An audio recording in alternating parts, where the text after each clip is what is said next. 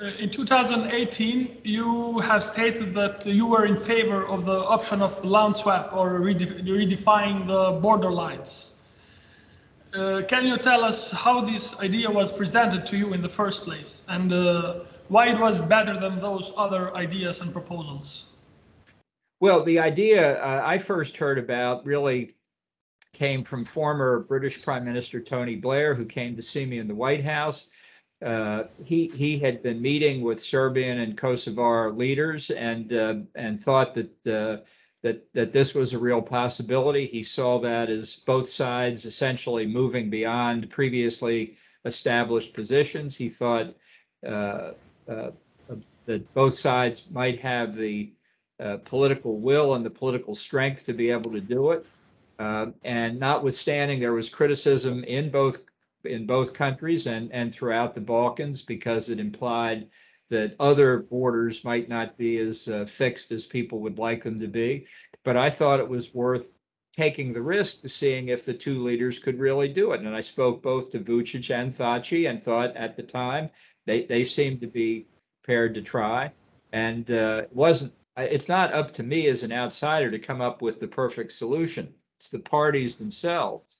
And so I thought it was worth a try. I'm sorry it didn't work out, but maybe there's another creative approach that we'll see in the future. At least at that point, it showed the possibility of a permanent solution.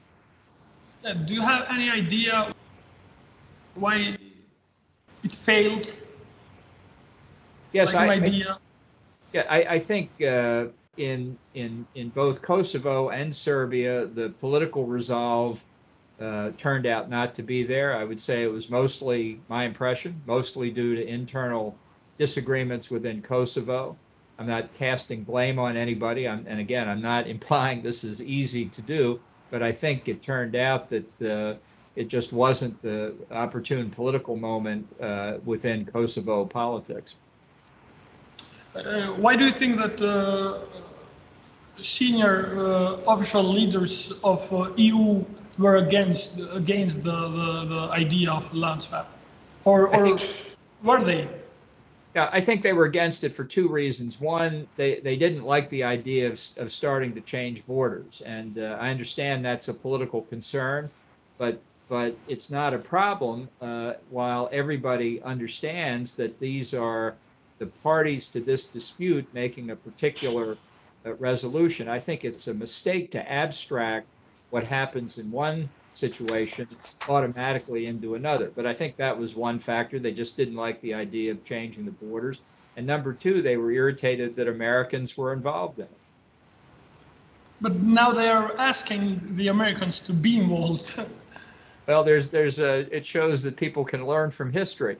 Uh, I think what the U.S. interest here is for the parties themselves to reach agreement, not to have it imposed on them. And the reason I think it's important beyond the two parties resolving their dispute is that it reduces the potential for other outside parties, and by that I mean Russia, from fishing in troubled waters.